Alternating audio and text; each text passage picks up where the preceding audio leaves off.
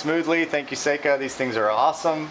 What's going on, everybody? Welcome back to the channel. Today we're talking about CEiKA brakes. I can't brag about these enough. I've had them on the car a couple months now. I wanted to make sure to do a complete test of them and make sure that I love them and they work fantastic and everything before I vouch for them, essentially. So I'm making sure to do that on my channel. Everything's going to be 100% unbiased, regardless of if it's sponsored or not. It's all going to be 100% honest, so that's what you have to look forward to. And I'm so happy to say that these things kick ass. So thank you very much, CEiKA, for sponsoring me. This is their big brake kit. I have them on the front and the rear of my S14 now. These particular ones in the rear have their dual brake system, or their drift brake system, which is a really, really cool feature. So we'll kind of get into that a little bit, but essentially what it means is you have a 4-piston caliper, and if you don't know what that means, you have 2 pistons on each side that are opposed and they squeeze on the rotor. So on this particular one, it is a dual caliper system for the handbrake. So the top 2 pistons operate the handbrake and the bottom 2 pistons operate the foot brake, completely independent in one caliper. And that is such a cool feature that almost nobody, or maybe anyone, is doing. I don't know, I haven't seen it on the market. So that's a really, really cool thing. It simplifies things, it reduces weight. It also allows you to, have a gigantic brake caliper but bolted to a stock knuckle.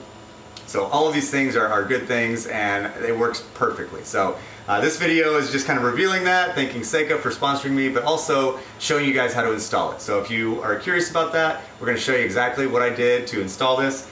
You can take what you learned from this video and kind of expand upon it and do it your own way.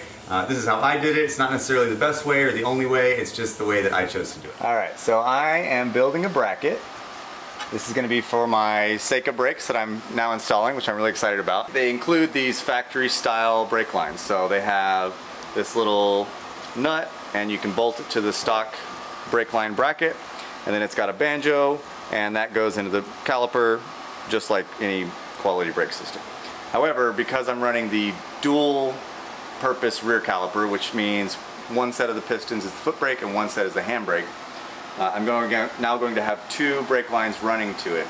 And so the way I have it set up right now, because the knuckle has the calipers on the opposite ends, it's got a brake line under the front and a brake line to the rear. So I'm going to eliminate that, and I'm going to have 2 brake lines kind of mirroring the factory routing, and they're both going to be just exactly next to each other.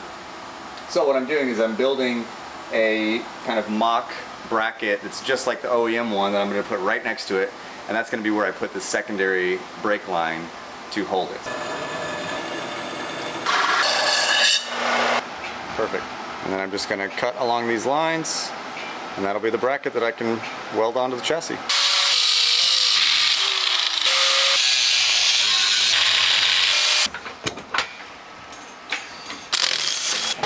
At 285 meat! Look at that, perfect tire wear. Only 6 laps. I was really rough to these. Usually they'll last like 30 laps, but not when you get really angry and upshift and drift and then floor it.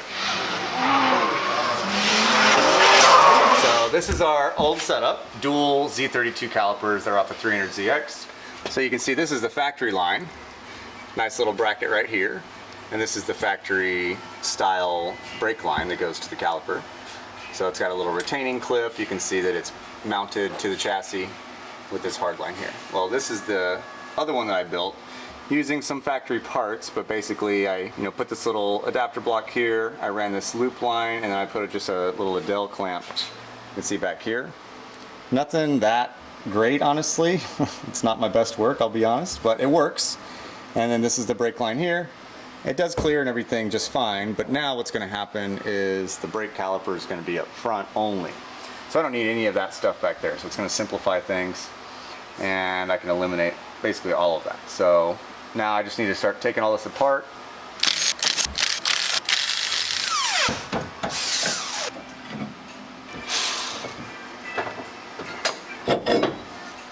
Okay, so now I'm going to pull the lines off. First I'm going to get a drip pan. Yeah, so on this side, Austin's doing the same thing I'm doing over here. We're just trying to double team it, knock it out quick. There we go.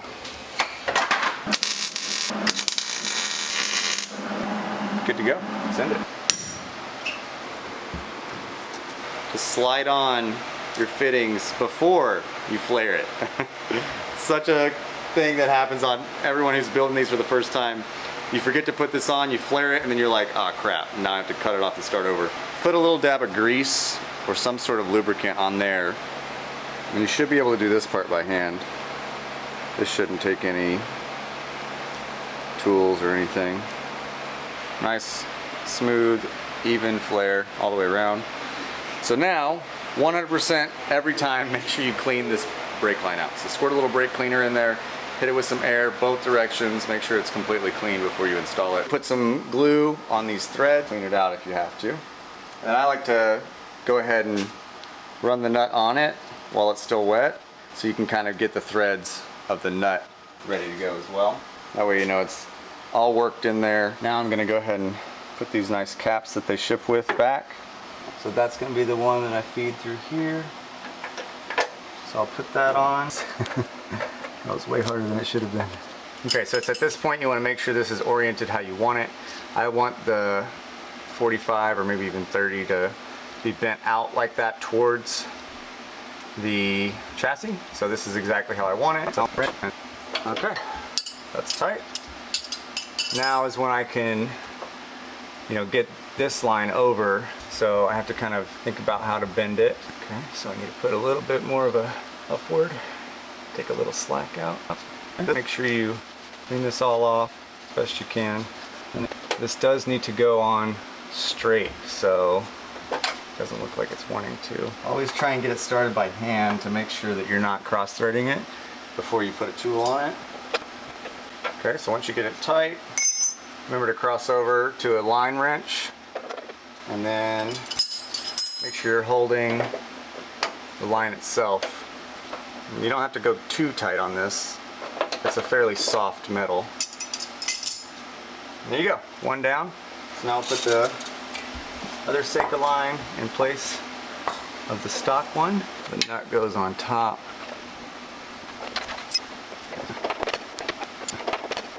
Now I need to get the line wrench, tighten this. That's it. Both of them are done. Look at that, nice and clean install. I don't even need an Adele clamp on that. That's perfectly fine. That is stout. It hugs the chassis nicely. Everything looks good. I tightened that up, and that's all I needed. So simple, clean install. Next we can move on to the rotors and calipers. Okay, we've got the lines done. Next we're gonna install the adapter bracket.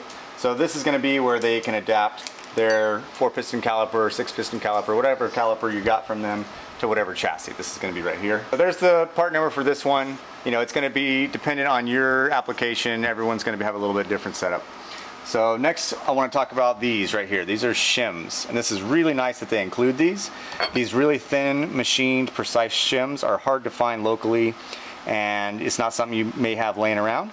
But what this is going to do is going to space the caliper differently depending on how the setup is. So, your car might have a slightly different hub depth, or maybe there's a little bit different tolerances between like the hub that you're using. If it's an aftermarket one, this could be slightly thicker or whatever. Lots of different variables. You've got a different knuckle here, it's an aftermarket knuckle.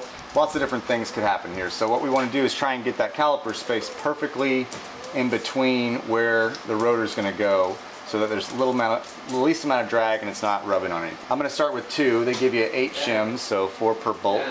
Put the bolt in here, put the shims on.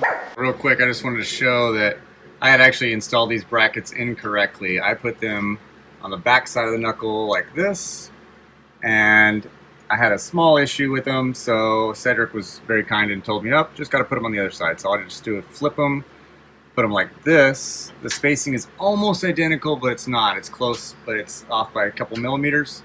So this actually is what the correct way should be. So a little addendum to the video here. If you guys are buying these for your S chassis, they install just like this. The bolts going in from the back side and the bracket on the knuckle like that.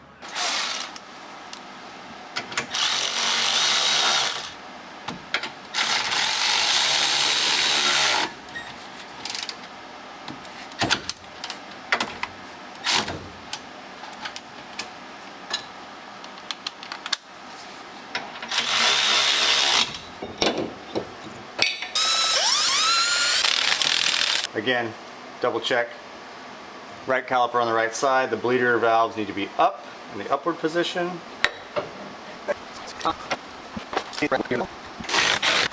So it's installed now, but now we're going to check and make sure that the shim stack is correct. So again, we're trying to make sure that the rotor is lined up dead center with the mounted with a wheel on rotor. So you're trying to see right here how that lines up with the middle of this rotor. I haven't really poked my head in there to look at it yet, but it's tough to see on camera, but you can see it in real life. All right, just to be extra particular about this, when I get in here and actually measure it. Okay, so it actually is off by 1 shim. Okay, so now pull it back apart. We knew we had to pull this off one more time anyway because we have to red Loctite those mounting bolts. So far, pretty smooth install. The front was just the same. I didn't film the front. Sorry everyone, it's just like this, only one less brake line. But very simple setup. You got a shim stack, you got a bracket that goes on the factory knuckle or an aftermarket knuckle that's got a factory spacing for it. Check your rotor with the wheel spacer put on, bolt it on, measure it, make sure it's good. If it is, send it. If not, pull it off, redo it. But yeah, make sure you get the red Loctite on here. Very, very important step. And then you want to torque it to the appropriate amount. It might be on CEiKA's website. You can also just look up the size and grade of the bolt that you're using, and that will have a universal torque spec. 3 shims. CEiKA Loctite, straight from France.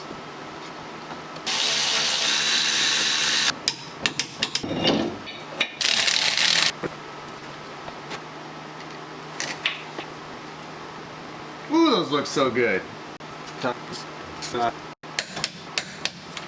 Okay, done. So that is installed. It's not a bad idea to clean all this with some brake clean, just to make sure that there's no greasy stuff from your hands that may have gotten on there. And then the final bit is to get our brake lines installed. All right, so next we take our banjo bolt. You guys see there's a crush washer on it right here. It actually comes with 2 crush washers, but you have to take one off and you have to install it on the other side of the banjo. So the way this works, get this where you think it's going to be. So this is going to be the bolt through here. And then you put the other crush washer on the back side of it so that you can see there's a crush washer on both sides. And you can do this dry. You don't need any Teflon or lubricant or glue or any kind of anything to install banjos. These should go in just dry. Okay, now you want to try and pay attention to how this is oriented so that it's not going to get in the way of anything. Bend it or move it or position it where you know it's going to be happy. Now here's also the time where you decide which one of these is foot brake and which one is hand brake. Okay, so the factory one is where I'm looking right here. It's going to go up to here. I might want to swap these. Because I'm looking right here, this brake line is kind of running into my lower control arm, and my lower control arm or my suspension is in droop right now, which means it's going to only go up, making things worse. So instead, I'm going to take this out, see how it looks. Okay, so I like that better. However, we've got kind of an abrupt bend right here. So what I think I'm going to do for the final is I'm going to flip this to where that 45 is now bending the opposite direction, and that's going to give me the most clearance. Now what I could do is loosen up on this side to kind of allow that some slack, which I might end up having to do, but let's just see how this goes in here. Okay, that looks good to me. Nothing's bound up, plenty of articulation. So in other words, when the suspension does go full droop, this is going to be where the brake line ends up. And then this one,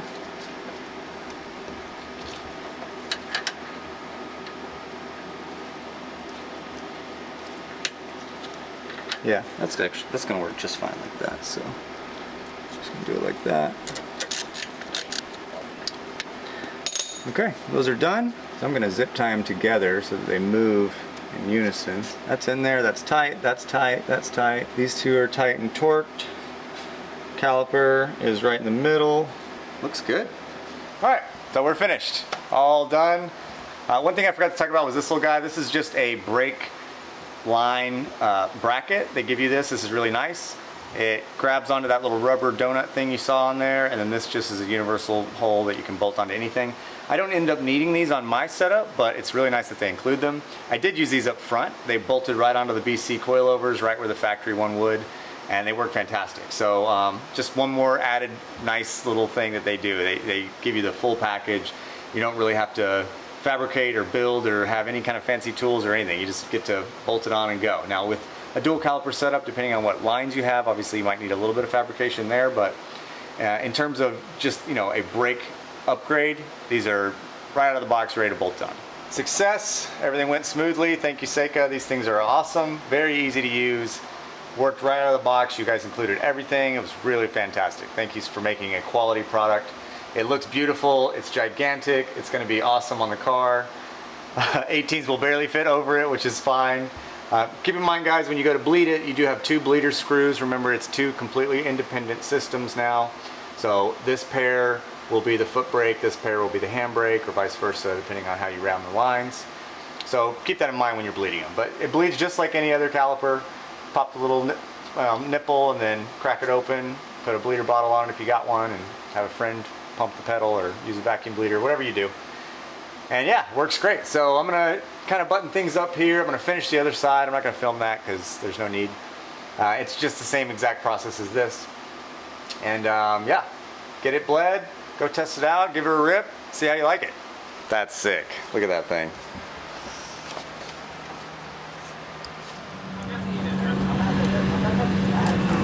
Oh.